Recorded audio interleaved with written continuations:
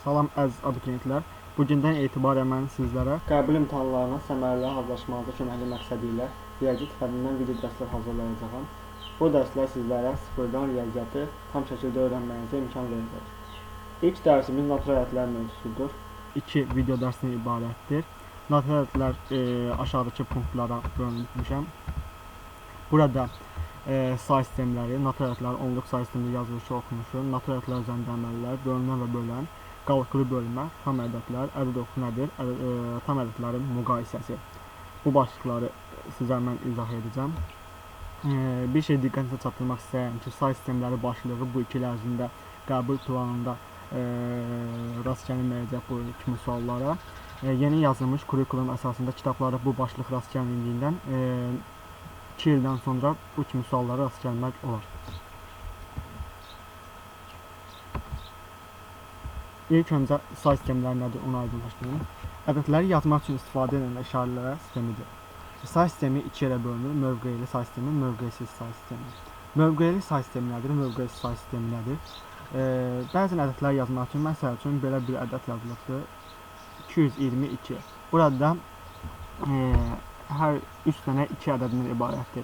Burada amma 3-ü də 2 ədədi olsa da bu birinci yerdə dayanan 2, ikinci yerdə dayanan 2 və üçüncü yerdə dayanan 2 bir-birindən fərqli ikilərdir. Biri burada təkliyib, digəri onluğu, digəri isə yüzlüyü göstərir. Lakin mövqeysiz say sistemi, buna Roma və ya Rum rəqəmləri deyilir.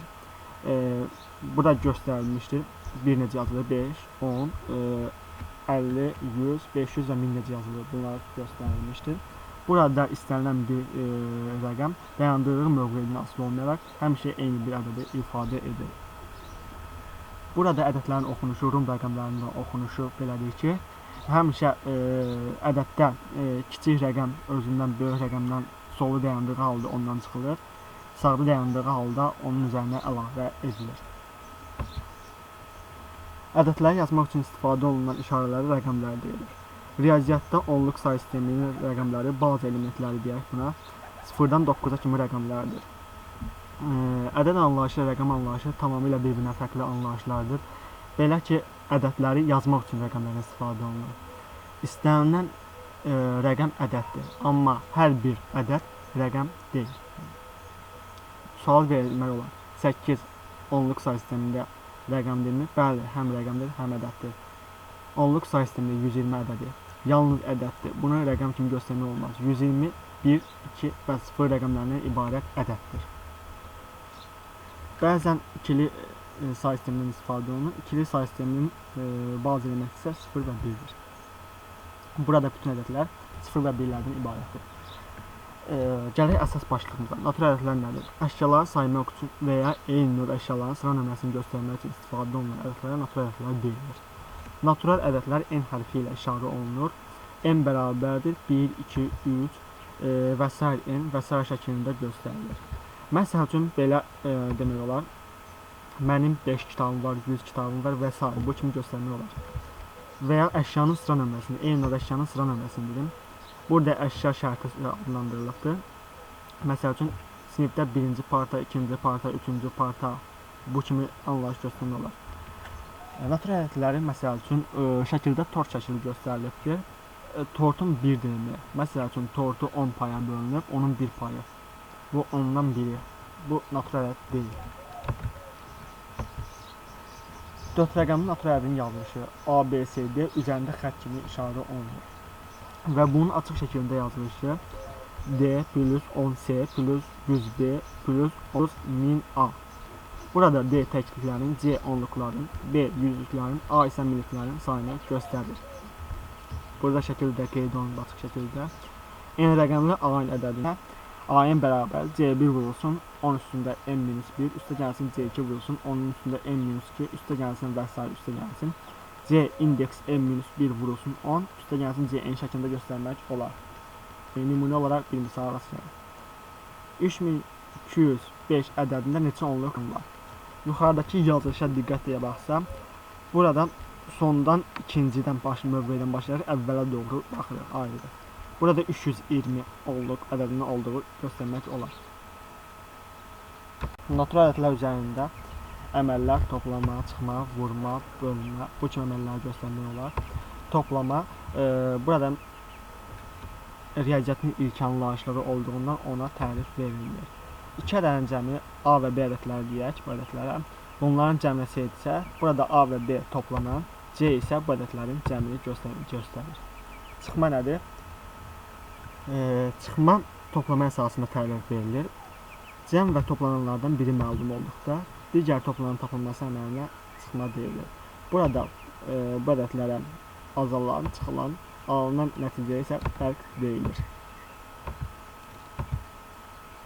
Bu əməl nədir? Eyni toplananların cəminin tapılması əməlinə vurma deyilir.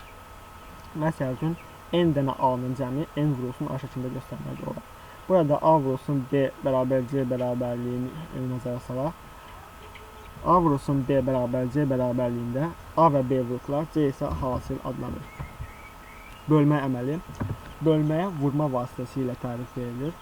Hasil və vuruqlardan biri məlum olduqda, digər vuruqun tapılması əməlinə bölmə adlanır. A bölünsün B bərabər C bərabərliyində A bölünən, B bölən, C isə qismət adlanır. Vurma bölmə üçün aşağıdakı qaydalar, bu qaydalar doğrudur.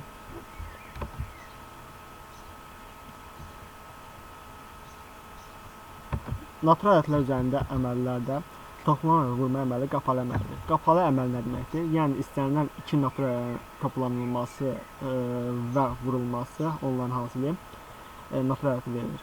Amma natural ədədlərin cəmi və hasilindən fərqli olaraq iki natural ədədin nisbəti, eləcə də natural ədədlərin fərqi natural ədəd olmaya bilər.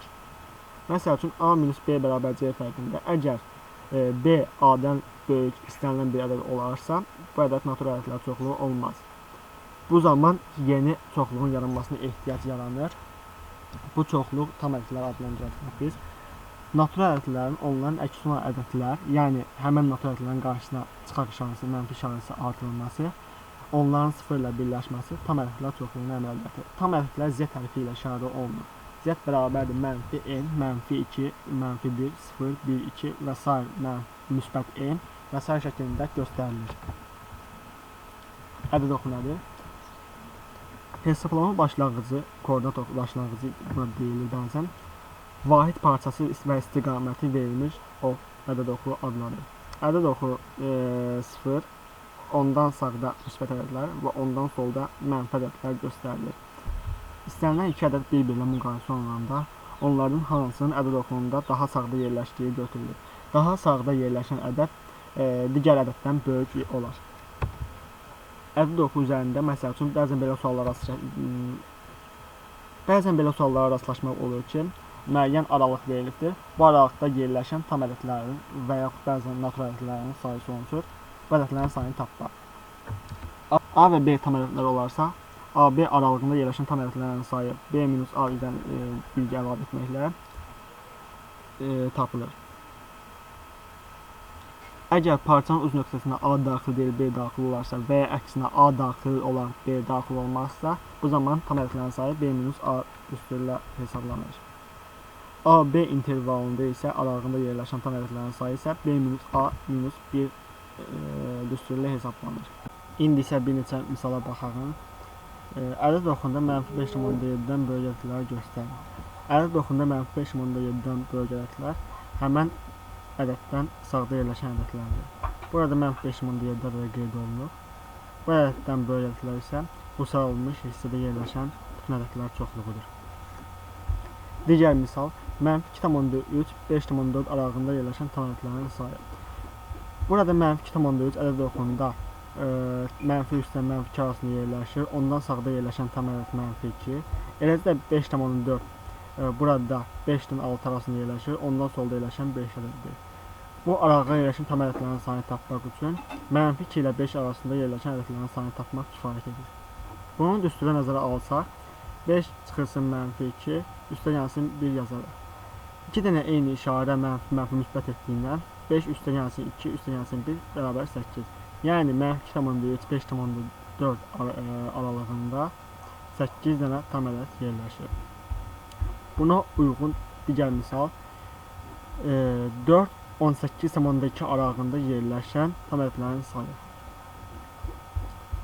18,2-dən əvvəl yerləşən tam ədəd 18, 4 öz yerində qalır.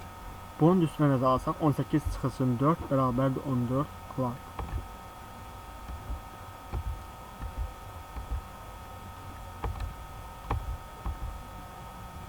Toplama və vurmanın yer dəyişmə və qruplaşdırma qanunları. İki toplananın yerini dəyişəndə cəm dəyişmir. A üstə yansın B bərabər B üstə yansın A. Bunu belə demək olar. 3 üstə yansın 5 bərabər 5 üstə yansın 3. Hər iki halda cəm 8-ə bərabər. Toplamanın qruplaşdırma qanunu isə hesablamanın səmərəli aparılması üçün toplamlarının bir-biri ilə yeri dəyişməsidir. Uyğun olaraq qruplaşdırılmasıdır yəni. 3 üstə yansın 5 üstə yansın 7. 3 üstdən 7-ni toplayıb üzərində digər toplamanı əlavə etmək daha səmərəli olar. Vurmanın yeri dəyişmə qanunu.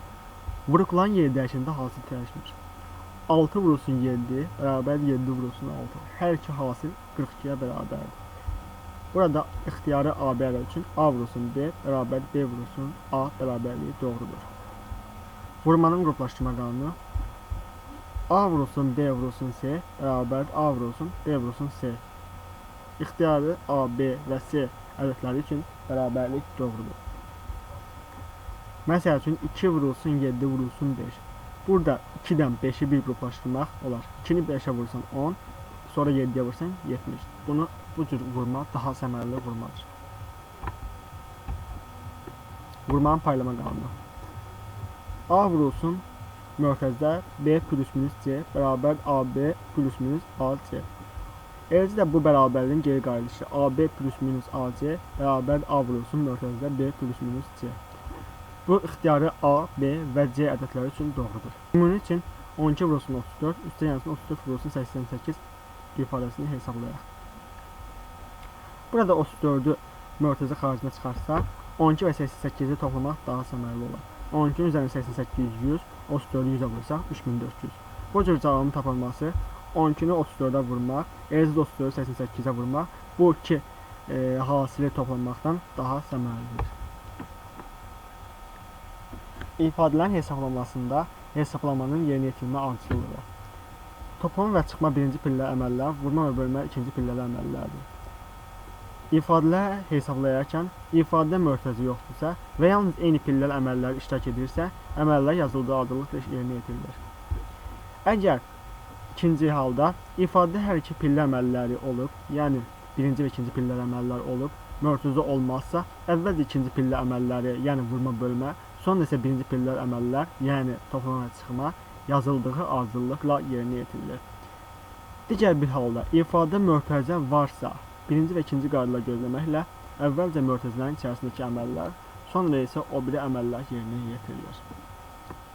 Bölmə, qalıqlı bölmə. A natural ədədi B natural ədədini tam bölünmürsə, belə bölmə qalıqlı bölmə adlanır.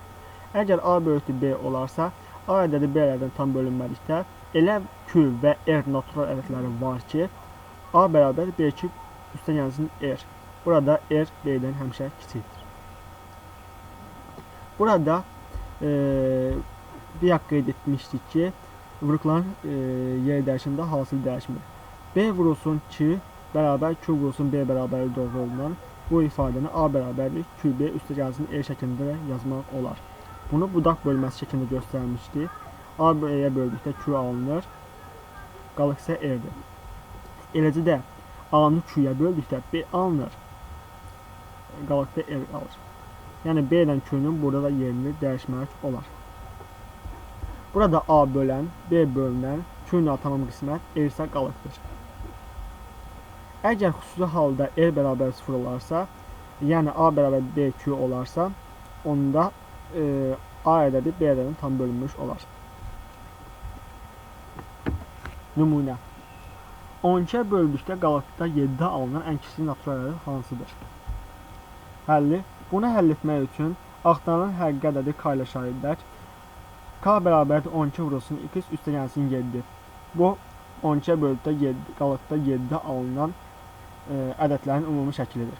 Burada x bərabər 1 olduqda 12 vurulsun 1 üstə yansın 7 bərabərdir 19. Burada 19 Həqiqətən də 19-u 12-yə böldükdə görək ki 1 qalıqda 7 alınır. Toplananların hər biri müəyyən ədədə bölündükdə cəm də həmin ədədə bölünər. Nümunə üçün belə bir misala baxarıq. 12 üstə gəlsin 8 üstə gəlsin 16. Toplanan hər biri 4-ə bölündüyündən onda cəm də 36 da 4-ə bölünər. Tərs teorem bir neçə ədədin cəmi müəyyən ədədə bölünürsə, toplanan hər biri də bu ədədə bölünməyə də bilər. Nümunə 5 üstə gəlsin 18 üstə gəlsin 9 bərabər 32 bərabərində 32 ədədi 4-ə bölünməsi bu o demək deyil ki 5, 18 və 9 ədədləri 4-ə bölünməlidir. Göründüyü kimi bu olmadı. Teorem vuruqların heç olmasa biri müəyyən ədədə bölünürsə, hasil də həmin ədədə bölünür. Bu teoremin tərsi doğru deyil. Yəni hasil verilmiş ədədə bölünməsi vuruqlardan birinin həmin ədədə bölünməsi demək deyil. Nümunə 4 vurulsun 5 vurulsun 6 bərabər 120 hasilində ən azı 5-ə bölünən bir vuruq 5 ədədi olduğundan 120 ədədi də 5-ə tam bölünür. Misal olaraq 1-dən 14-ə qədər ədədlərin hasili verilib. Bu hasilin 18-ə bölünməsindən alınan qalığı tapmaq lazımdır. Həlli. Burada bu hasildə 3 və 6 vuruquna rast gəlinir. 3 vurulsun 6 bərabər 18-dir. Hasilin ədədə bölünməsi üçün vuruqlardan biri də ən azı həmin ədədə bölünməlidir. 18 ədədi də bu hasilin içərisində rast gəlindiyindən deməli bu hasil 18-ə bölünür. Ədəd digər ədəd tam bölünürsə burada qalıq 0 alınır. Teorem azalan və çıxalanların hər biri müəyyən ədədə bölünürsə, fərq də həmin ədədə bölünür. Bunun tərsi isə doğru deyil. Nümunə olaraq belə bir misal diqqət edin. 42 çıxılsın 12 bərabər 30. Burada azalan 42 çıxılan 12 ədədlərin hər biri 6-ya bölündüyündən bu iki ədədin fərqi də yəni 30-da 6-ya bölünür. Tək və cüt ədədlər. Natural ədədlər tək və cüt olmaqla 2 yerə bölünür. Tək natural ədədlərin ümumi şəkli 2n-1 şəklindədir. Burada 1, 3, 5 və s. 2n-1 və s. şəkildədir. Burada n daxildə n-dir. Cüt ədədlər isə 2, 4, 6 və s. 2n və s. şəklindədir. Bunun ümumi şəkli 2n, n daxil n-dir. Tək və cüt ədədlər tam ədədlər çoxluğundan təyin olunmuşdur. Burada n daxil deyil n daxil z demək də olar. N daxil z götürdükdə isə tək tam ədədlər çoxluğu və cüt tam ədədlər çoxluğunu almış olaraq. Tək və cüt ədədlər üzərində aşağıdakı əməlləri yerinə etmək olar. İstənilən iki tək ədədin cəmi və fərqi cüt. İstənilən cüt iki ədədin cəmi və fərqi cüt. Tək və cüt ədədin cəmi və fərqi cüt. Tək ədədlər cüt ədədin cəmi və fərqi tək. İstənilən iki tək ədədin hasili tək. İstənilən iki cüt ədədin hasili cüt. Tək və cüt ədədin hasili cüt. Tək ədədin istənilən natural dərəcədən qüvvəti tək. Cüt ədədin istənilən natural dərəcədən qüvvəti isə cütdür. Nümunə olaraq belə bir misal diqqət edin. 21 üstündə 12, üstə gəlsin 12 üstündə 21, üstə gəlsin 5 cəmin tək və ya cüt ədəd olduğunu araşdırın. Burada 21 tək ədəddir. Tək ədədin istənilən dərəcədən qüvvəti tək. 12 cüt ədəddir. Cüt ədədin istənilən dərəcədən qüvvəti cütdür. İstənilən tək və cüt ədədin cəmi təkdir. 5 tək ədəddir. İstənilən 2 tək ədədin cəmi isə cüt ədəddir. Deməli verilmiş ədəd cüt ədəddir.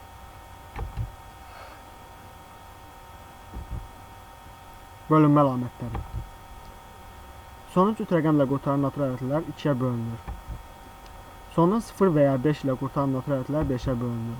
Sonu 0 ilə qurtaran natural ədədlər isə 10-a bölünür. Verilmiş ədədin sonu 2 rəqəm yazıldığı ardıcıllıqla 4-ə və 25-ə bölünərsə və ya son 2 rəqəmi 0 ilə qurtararsa, onda verilmiş ədəd 4-ə və 25-ə bölünər. Rəqəmlərin cəmi 3-ə bölünən ədəd 3-ə bölünür. Rəqəmlərin cəmi 9-a bölünən isə 9-a bölünür. 9-a bölünən ədəd 3-ə bölünür, amma 3-ə bölünən ədəd 9-a bölünmür. Eyni zamanda 2-yə və 3-ə bölünən ədəd 6-ya bölünür. Bunu başqa cür belə demək olar ki, rəqəmlərin cəmi 3-ə bölünən istənilən cüt ədəd 6-ya bölünür. Verilmiş ədədin son 3 rəqəmi yazıldığı ardıcıllıqla 8-ə bölünərsə və ya hər 3-ü 0 olarsa, bu ədəd 8-ə bölünür. 7-yə, 11-ə və 13-ə bölünmənin yoxlanma qaydası. Bu hər 3 yoxlanma eyni cür aparılır. Bu verilmiş ədədin 13-ə bölünüb bölünməməsini yoxlayaq. Bunun üçün ilk olaraq ədədi sondan 3 ədəd ayırırıq. Əvvəldən alınan ədəddən sondakı ədədi çıxırıq. belə bir fərq alınır. Bu fərqi 770 və 276 olaraq yenə də 2 yerə ayrılır. 770 çıxılsın 276 bərabər 490 qalır. Bu 494 ədədi 13-ə böldüyündən əvvəl verilmiş bu ədəddə 13-ə bölünür. Bir şey qeyd etmək lazımdır ki, əgər belə çıxma zamanı əvvəldə 2 rəqəm, sonda 3 rəqəm qalınarsa, sondan əvvəl çıxılır. Ümumiyyətlə həmişə böyük rəqəmdən kiçik rəqəm çıxılır.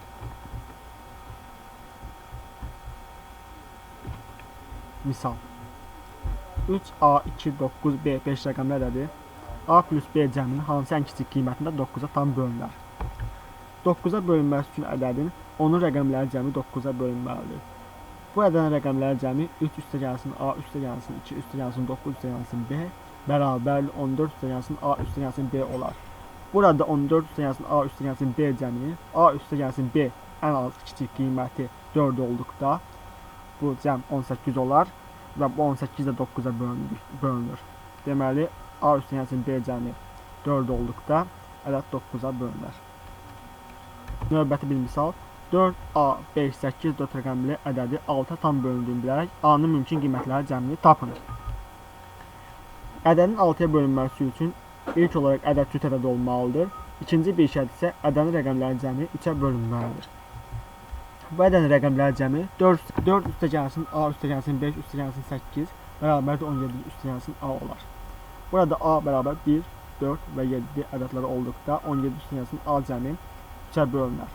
Əvvəlcə ədəd məlum idi ki, cüt ədəd 2-yə bölünür və beləliklə 2-yə və 3-ə bölünən ədədlə 6-ya bölündüyündən 1 üstə gəlsin 4, üstə gəlsin 7 bərabərdir 12 misalımızın doğru cavabı olar. Növbəti video dərsimizdə biz sadə və mürəkkəb ədədlər, natural ədədlərin sadə bölüklərə ayrılışı, 2 ədədin əvvəl və əkəmunun tapılması mövzularına baxacaq. Eləcə də bu iki video dərsdə qeyd edilən punktlara uyğun yekunlaşdırıcı test tapşırıqları nümunələr izah edəcək. Sağ olun.